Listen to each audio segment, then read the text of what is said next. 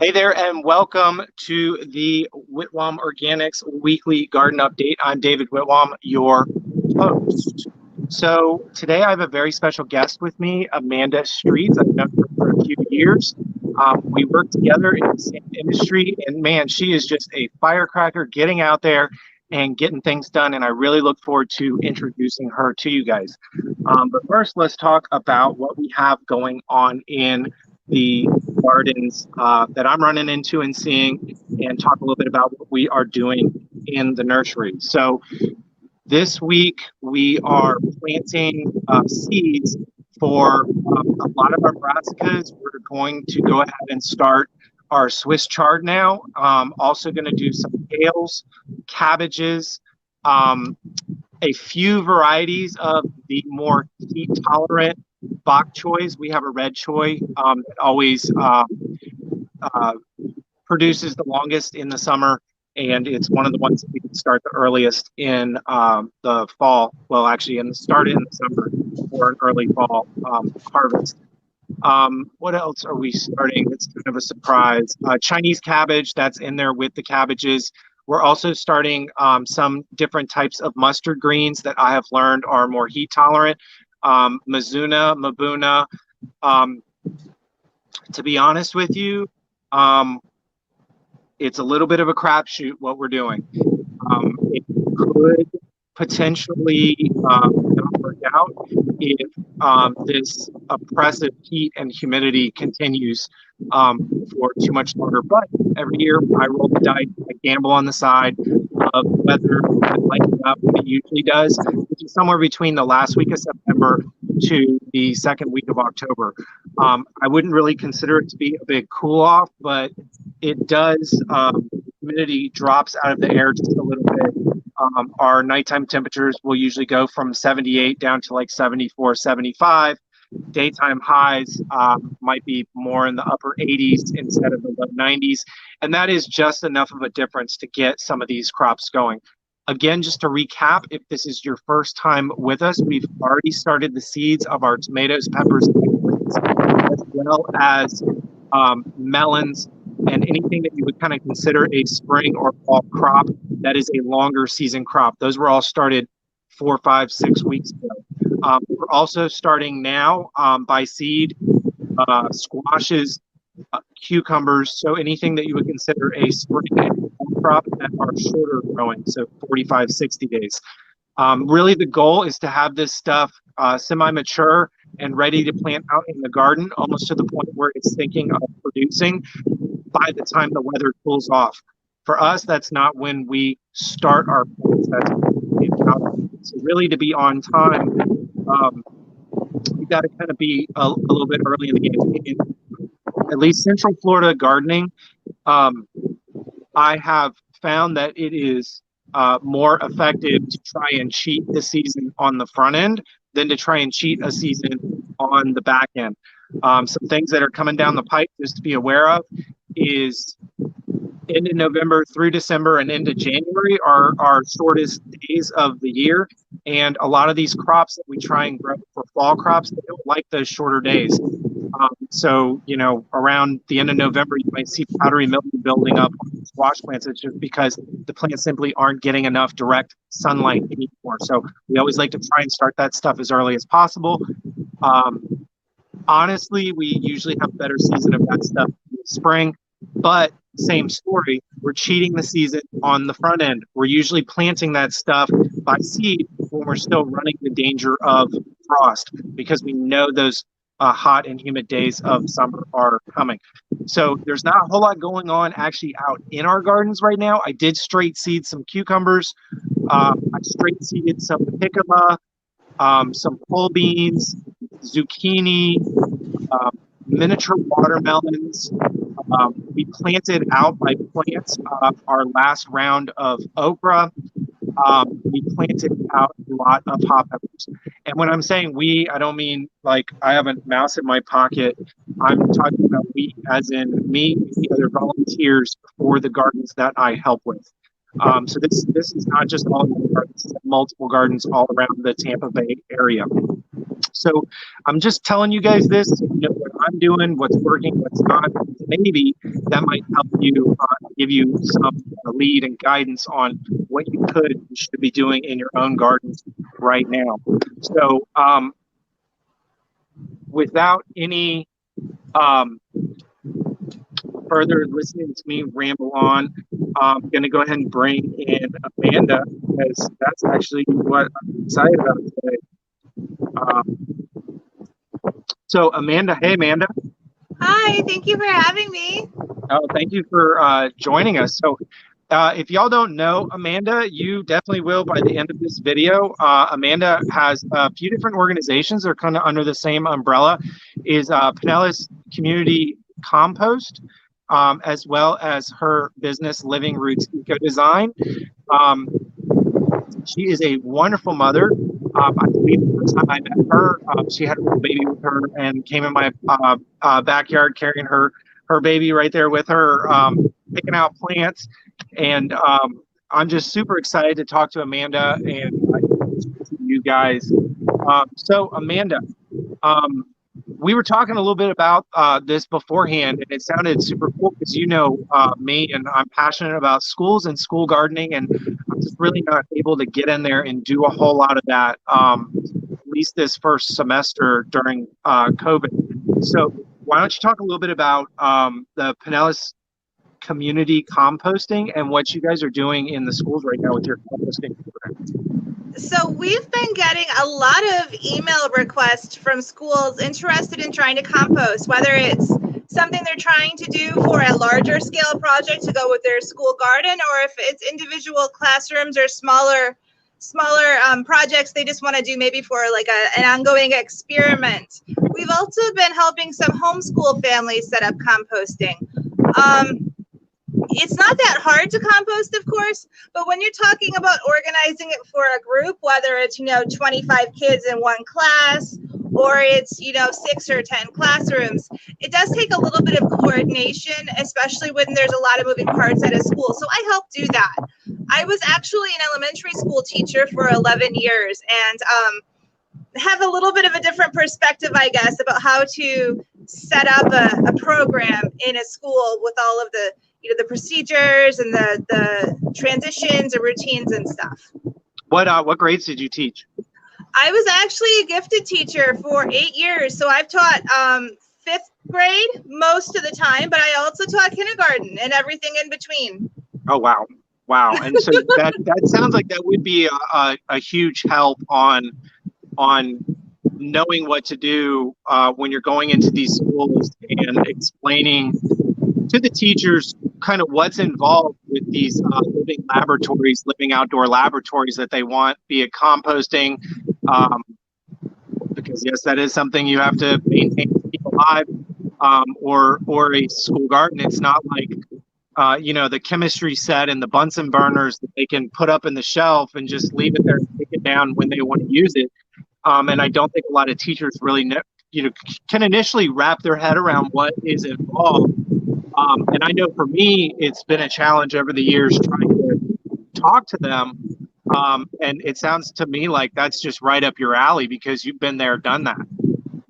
Yeah, integrating it into the school culture is really important. Getting a lot of people involved, just like creating that community around the school garden, creating a community around the compost project is also really important. It could be the same people and it could be entirely a different group. And now where are they getting their compost materials from?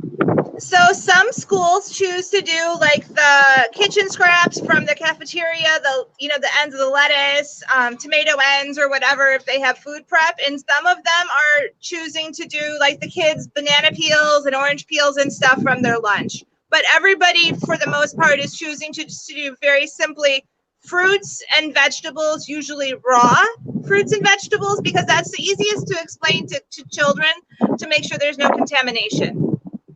And now, I mean, the purpose of this, you guys aren't trying to like crank out mounds of soil for their gardens. This is just pretty strictly educational, right? To kind of loop these kids in on the process, right?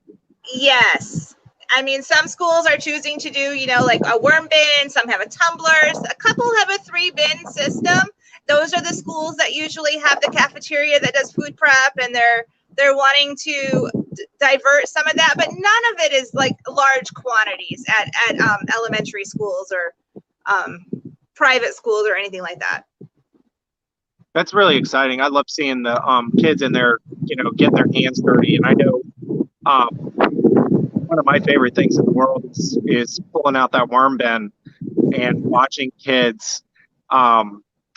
In some kids in some grades, it's funny, they don't like want to touch the worms, and then a certain percent of the class does, and then eventually everybody's got worms and they're all carrying them around, stroking them, and showing them to people, scaring each other with them. But it's really cool, and I'm super excited that you're out there doing that. Like I said, all my schools, most of my schools that I work with are public schools, and we're not. Where everything's just on hold right now. So that makes me really happy that there's still some stuff going on with the kids in schools. So the Pinellas County or Pinellas Community Compost, that is kind of a leg of your main business, which is Living Roots Eco Design, correct? Yeah. And you don't actually get out there.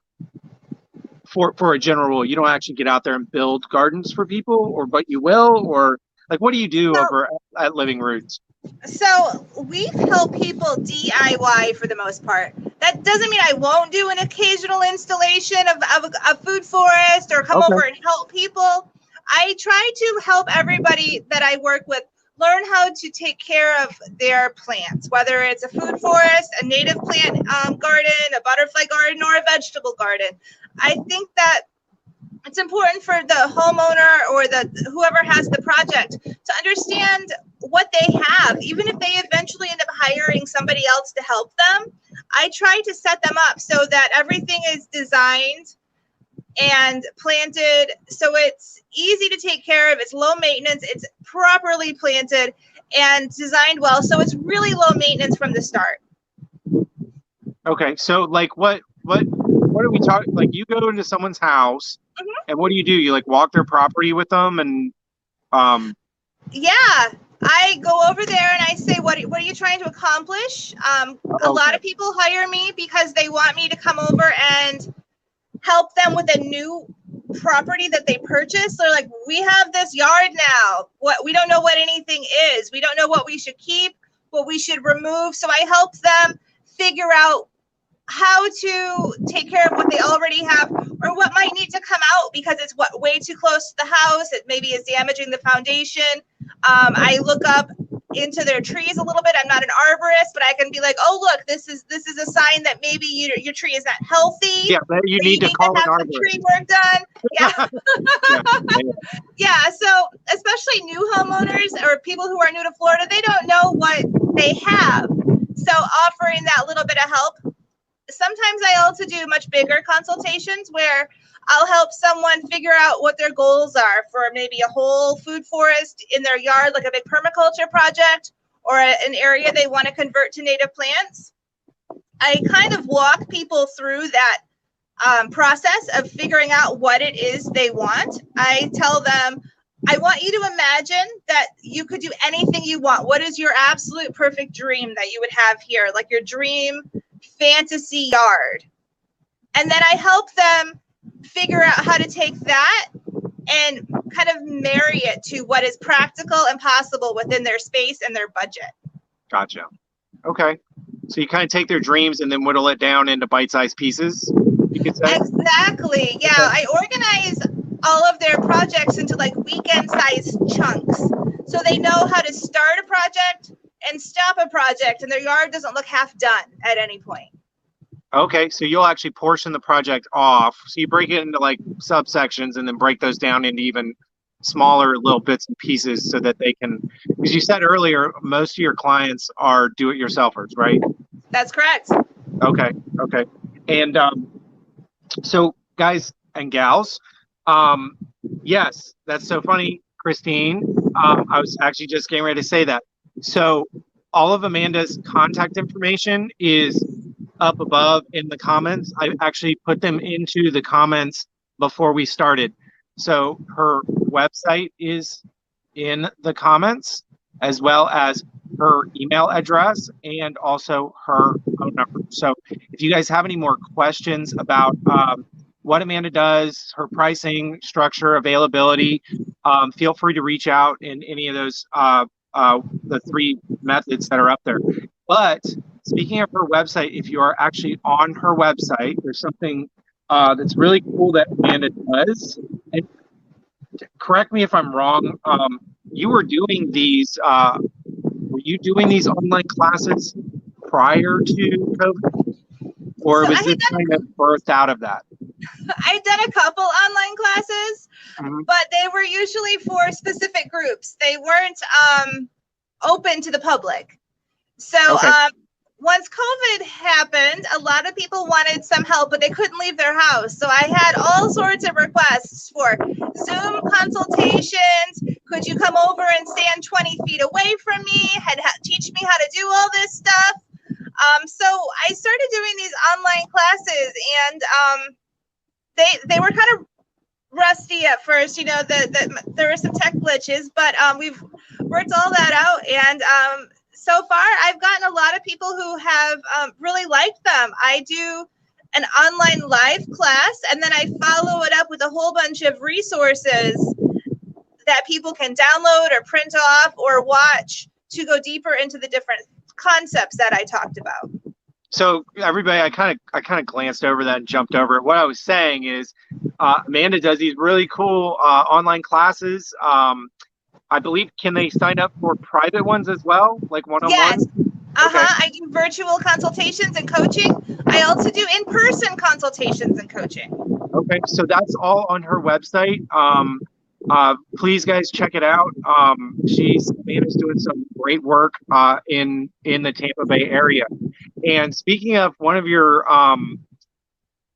bigger partnerships or projects that kind of came up, you were telling me about your work with Clearwater, with the city of Clearwater. Why don't you let everybody know what's going on with that? Because that's neat. So I had been working with the sustainability coordinator for Clearwater for several months to develop this compost bin giveaway program. And I took what I've learned over the last, I guess, about 1 year, for what all of these other cities are doing, what Orlando did, what St. Pete did, what cities across the country have done, and kind of figured out like what went well and what maybe needed to be improved on. And I'm sure, you know, the program that we designed needs, you know, could be improved upon too. But we decided that we would offer an education component. So we started out to be all these live classes and, you know, pickup bins and, you know, right after the class. But then COVID happened and we ended up saying, you know what, we're going to do an online class. And it was the best idea ever because people can take it on their own. It's self-paced. So it's really easy to fit into your schedule, even if you have an odd work schedule or you have little kids who are loud all the time, because it's broken up into little like 10-minute sections. And then you can apply for the bin or not, because what we found with a lot of the programs that we looked at was people wanted to participate, but they didn't want the bin. And the only way to participate was to get the bin. So we presented a whole bunch of different ways to compost. So even if you don't want the bin we have, you can still learn how to compost using a different system. Okay, so let me just wrap that up. So if they want the bin, do they have to take the course? Yes. Okay, but if they want to take the course, they don't have to take a bin. That's correct. Okay, great. I just wanted to make clear. And you're saying that that's a little different than what you've seen some other programs do? Yeah, a lot of them, you know, they didn't have a class that went with it, so people were nervous to get started. They didn't know how to compost, and it came with a manual, but they weren't quite sure what to do. Is that just for people who live in the city of Clearwater, or well, let me rephrase it, because we talked about two things, the bin and the class. Can anybody take the class? Anybody who lives in Clearwater can take the class. Gotcha. So this is for Clearwater residents only? Yes. Okay. So people, take the class. If you're in Clearwater, learn how to compost. Now, what about for people who are not in Clearwater? Do you have any like static online courses that you've done in the past, or do you have any coming up on composting? I do. I have one that I made. It's very similar to the structure for Clearwater. It's on my website under the Take a Class. It's under the self-paced classes link. Okay. And you can sign up to take that class, and it's all online. And if you have any questions, I take questions by phone or email after you've taken one of my classes, even if you just took one of my recorded classes. Now, what's your so we're kind of talking to the general public right now, but let's talk a little bit to the people who maybe are a little more familiar with composting. So what is your preferred style of composting, and what is your favorite container for you? For me, I'm easy. I like a simple 1/4-inch hardware cloth cylinder. That is my favorite way. It's cheap. You can move it around. It's big enough to, hold a lot of stuff. You can reuse it if you decide you don't need it anymore. So it's really versatile. And you can buy a big roll of it. I prefer the 4-foot tall roll that you get at Lowe's in the garden department. You can get it pre-cut at like 10 feet, I think, which in my opinion is not quite big enough, but it's fine if you don't want to cut it. Or you can get it in a 25-foot roll, I think, and then you can make a couple. Okay. And I like that because you can throw your garden waste in there, sticks, leaves, and you can have one for food scraps and brown materials too. It's really easy. And then, I mean, a lot of people get the tumblers or the rotators because it seems easy. So you're saying this is easy. Like, what are the pros and cons about a few of the different types of the most common composting containers and methods that you know? So a tumbler is great if you don't make a lot of food scraps. Maybe you live by yourself, or you don't cook a lot. Maybe you get a lot of takeout, and you're just putting a small bit in there because they'll eventually get full. You also don't need any tools to turn it. So if you have maybe some back problems, or you're older and you don't want to turn your compost with a shovel or a pitchfork, a tumbler is great. But it is a big plastic thing. I know that's a big concern with some people who are composting. They're like, I'm composting to reduce my waste, and now I'm going to buy a big, huge plastic object. Right. Right? Yeah, I know. I've run into some of them that are made out of 100% recycled materials. But yeah, still, I hear what you're saying, and I mean, my favorite way of composting as well is just on the ground, in some sort of method of holding it in shape. I love the circular style composting that you're talking about. I actually buy the cheaper material that's the same stuff that they give away with our county free composter. But it's the same thing because you can kind of adjust the size of it. You can start it a little bit smaller if you want, and then expand it back out. I've worked with the hardware cloth before, and then I've also used the cube containers with the lid that don't have a hole in the bottom. Those are kind of hard to find big enough. I think bigger is better when you get into composting. And then, so are we talking about like just cold composting? Are we talking about hot composting? How would you describe this method of composting? In the big hardware cloth? Yeah. It really depends on how much work somebody wants to put into it, how much waste they're generating. So if you just have a little bit, like you're making your little bin of kitchen scraps every day and you take it out, that's going to be cold composting. If you are making a lot of food waste, like I have a food forest at my house. I have 25 fruit trees. I do use most of the fruit, but there's always prunings, and there is some fruit that does fall that I won't eat because of slugs getting on it. Right. And then I do a lot of food preservation, canning and dehydrating and stuff. So there's always, the peels and all this extra stuff from my garden harvest. So I do make a lot of food waste at my house, not because I'm letting it rot, but just because of my garden habits, I guess. So I can hot compost, but most people don't do that. To hot compost all these like food-based waste, are you having to bring in any other brown material sometimes, or do you have enough as far as the actual like branches and leaves and stuff from your other trees in your garden? I definitely bring in stuff. I'm a big fan of using my neighbor's oak leaves. Yeah, I yeah, collect those in bulk. I used to just take them. I would be like, okay, they're on the side of the road, free for all. However, lately I have gotten a couple bags that were contaminated with cigarette butts, and I yep, even found some broken glass in one of them because yep. you know you're breaking that up. You're not breaking it up for someone to rifle through with their hands. So I have started talking to my neighbors about saving them for me. Like, I notice you always have your leaves bagged. Would you mind if I took them? Are they clean? You know, are they full of dog poop or any trash or anything? And they're really happy to do that usually. They're like, what? I don't have to put this in the trash? This is great. Right. Little do they know they could just be piling it up around their trees. But we like that free supply. But that's what I was going to recommend. You know, and also you had mentioned, so we've talked about taking leaves from your neighbor's yard in bags, and then you mentioned slugs earlier. One year, I actually ran around the neighborhood and got leaves. I took them to my various projects, and I had some areas in my yard in my vegetable garden that I needed mulched, and I actually just used the oak leaves right out of the bag. Um, and I had a slug problem in my garden like I've never had before, and I had it for 2 years until one of those invasive species of flatworm showed up, and I think ate all the slugs.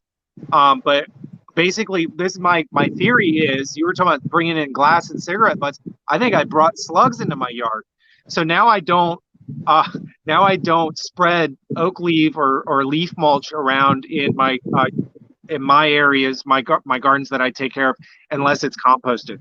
I mean, I thought, oh, this is great. I'll just have all this free mulch. But never again. Worked for 1 year, second year, huge problems. So, you know, that being said, just randomly grabbing bags of leaves around the neighborhood can have its own issues: dog poop, cigarette butts, slugs. Right? You know, definitely something to take into consideration. But I love the way you're kind of taking the materials around from your neighborhood. Do you have any restaurants around that you get stuff from, or You know what? I used to, but right now I don't. I've actually been trying to minimize my home composting because last year I was collecting a good amount of materials from a local coffee shop, coffee grounds, apple peels, and whatnot from their bakery. And I made so much compost that I was able to add a nice fresh layer to my entire food forest, build a couple new garden beds, and I still have some of that left over, plus all of the stuff I'm currently making. So I was like, you know what? I need to take a little break from this because I personally can't use it and I don't sell it. So, right? I mean, I'll give it to my friends occasionally when they ask for stuff for their own garden, but it can get overwhelming if you start doing that too much, you know? Right, right. I felt like when I actually got a massive amount of compostable materials at the same time, it was a little overwhelming in the beginning, and on the back end.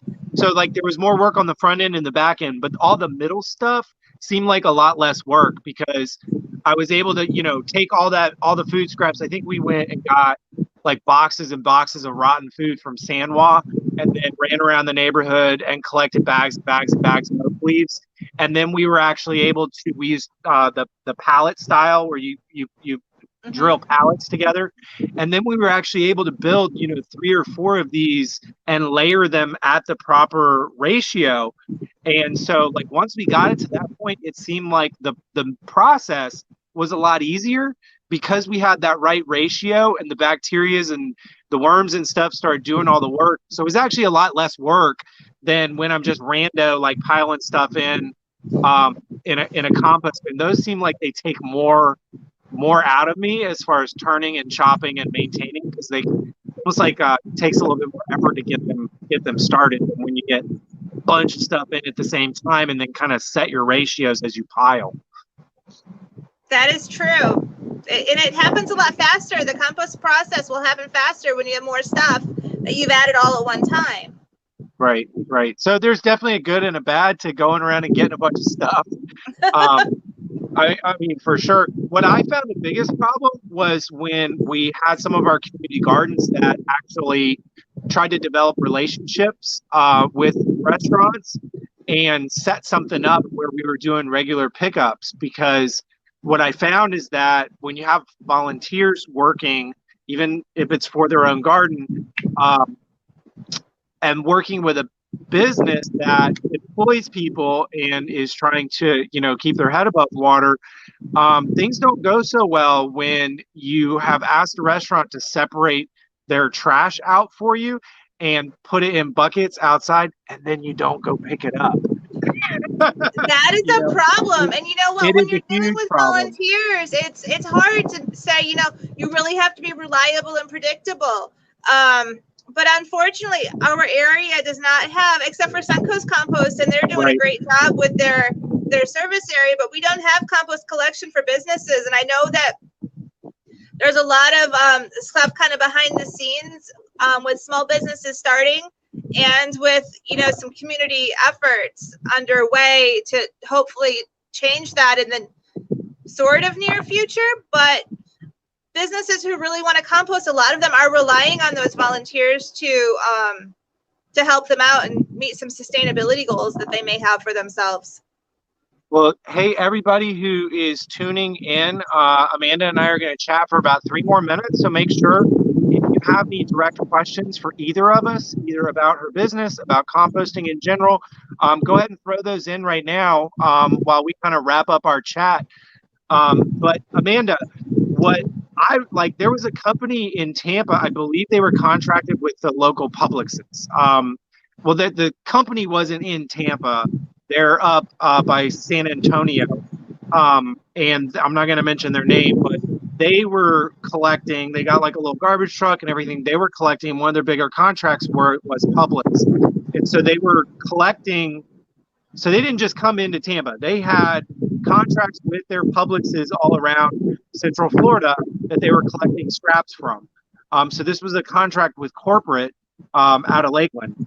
And let me see if I can remember this right. So for the Publixes in the Tampa area, there was actually a lawsuit from, I believe, Waste Management, who was saying that they owned that trash, even though they were collecting it before it even went out. And so I was kind of close to one of the people who worked at this company at the time. So to make a long story short, we kicked this all the way up through the city, or they did. There was no we. I was just kind of on the sidelines watching and researching. City of Tampa had a contract with Waste Management that Waste Management had to provide the city with like X number of pounds of something for the incinerator down in McKay Bay. And apparently there was nothing in the contract about the quality and what temperature it burned in the incinerator. And Waste Management was worried that if companies came in and started collecting all this wet material, which causes the incinerator to burn at a lower temperature, however, weighs a lot, they were worried that this was going to become a big thing. So the city of Tampa actually nixed all compost collecting in the city. So that caused us to go all the way up to the state to see actually how the collection laws are written. And anybody who's watching, this is, to me, one of the biggest things that we can do. We need to write our state, and we need to try and get the wording. Basically, there is some rules in there that says that no cities or counties can make laws or contracts that stops people from collecting materials that can be recycled for the purposes of upcycling them, art. Like, it goes and it lists a bunch of different purposes, and then it lists a actual list of items. But if you actually read it, it literally reads like, these are like the things that we're talking about. But since there's no etc., because food scraps aren't specifically mentioned, and because compost is specifically mentioned, City of Tampa Waste Management won that lawsuit, and they got thrown out of the city. But that doesn't mean Sorry to interrupt. I actually just submitted a paper for publication with a few folks from the University of South Florida. We'll see if it gets published. Yay. But on that exact topic, on community composting movements in the Tampa Bay area, and we I dug through, that was my part, the policy. And food waste is not defined as recyclable or Correct. as trash in Right. the state of Florida. And that's actually a really big problem. Right. When there's so many, there's so many rules and regulations and statutes and stuff, the absence of a regulation or a definition means that people can go in, whatever code enforcement or individual responding to this complaint goes in and says, oh, well, I want to interpret it like this. And what that does is it then sets precedents for future situations that are similar. So hoping to raise awareness of that. So I'm really glad that you brought that up, because it's a serious problem for composting as a whole in the state of Florida.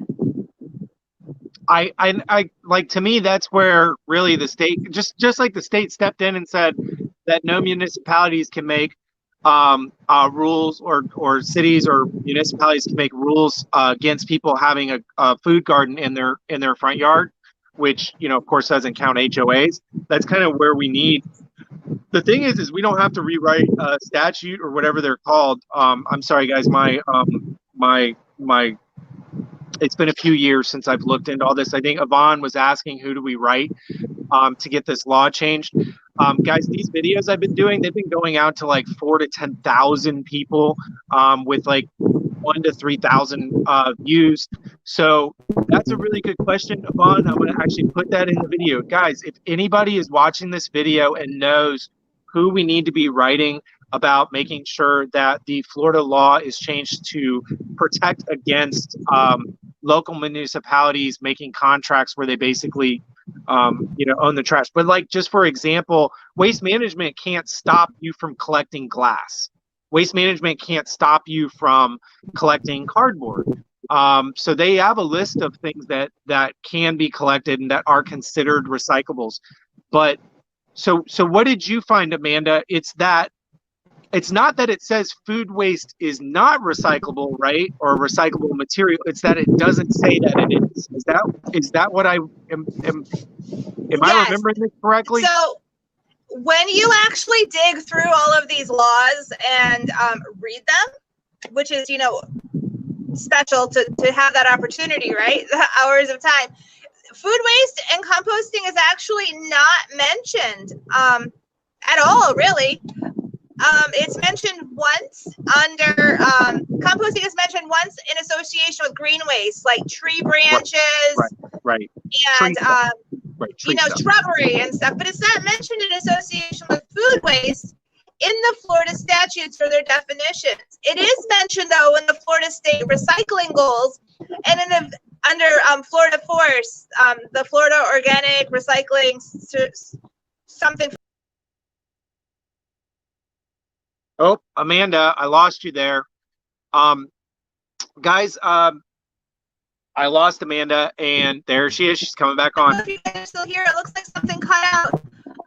Anyway, yep, I got you back. It says right there in there that Florida cannot meet its 75% recycling goal without municipal supported composting initiatives.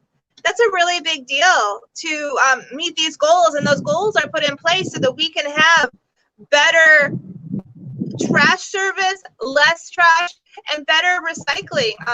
Food waste, as I'm sure you know, should be returned to the earth.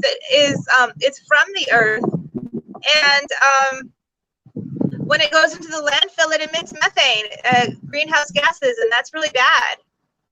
Right. I mean, like, it's absolutely. I get it that we might be a long way off from doing this at a municipal level, but even what really got me was that, a private business tried to come in, and it's not like they were knocking on everybody's doors and trying to take these waste management contracts. I think they had like one contract with one customer who had stores in the Tampa area. And so, I mean, that tells me that they're worried, and I'm really not too sure why they would, well, I mean, that's my understanding was it had to do with poundage in their contract with the incinerator. But You know, I think it's important. Now, when you read these statutes, did you get the same impression that I did, that when whoever wrote these statutes was really just listing like a group of examples? So in other words, like the fact that composting or compostable materials is not mentioned should not be excluding it, because I mean I was just kind of, I didn't feel like it was trying to say that this is a definitive list of items that are protected. I felt like it was saying that we lost Amanda again. Um, I felt like it's saying that this is an example of the types of things that are recyclable for different purposes. But apparently that's not how it was interpreted. So we definitely need to get the joining. And at the end, is it legal to pick up bagged leaves curbside? Well, that's kind of along the lines of what we were talking about. We were talking about that earlier. Deborah, go back and watch the video. And really what we kind of, for differing purposes, if you can stick to your neighbors and talk to them first. And we kind of went through a list of why that's important. Amanda, I think, okay, I'm going to add you. Let's see, you're back in. Hey, Amanda, we have gone over time, and so we're going to go ahead and say goodbye to everybody. Again, if you're just now tuning in, all of Amanda's contact information is up at the top. Check her out at Living Roots Eco Design, and also her Pinellas community composting. She's doing great stuff in our community and with her business. I'm David Whitwam. My business is Whitwam Organics. We're a full online nursery to support you with products. If you can, in the description is our website. If you are watching this pre-recorded and you can't tune in on Wednesdays live, and you would like to submit your questions or topic items that you would like us to talk about, you can send them to info@whitwamorganics.com. So we're going to be doing this every Wednesday at 5:30, live streaming to Facebook and my Whitwam Organics YouTube channel. Thank you, everybody. Y'all have a great day and happy gardening.